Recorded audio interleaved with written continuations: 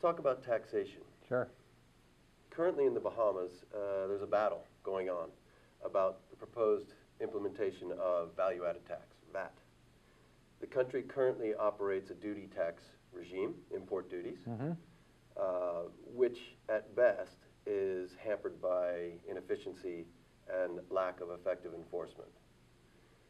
In your view, is VAT a reasonable measure to collect revenue for the public treasury, given the current system's inefficiencies? And if not, what might be a reasonable alternative?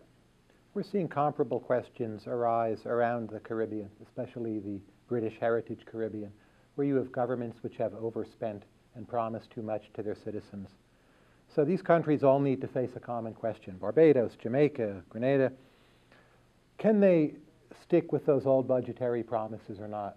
If they want to maintain the higher levels of expenditure, then probably a value-added tax is needed, and that should be decided democratically.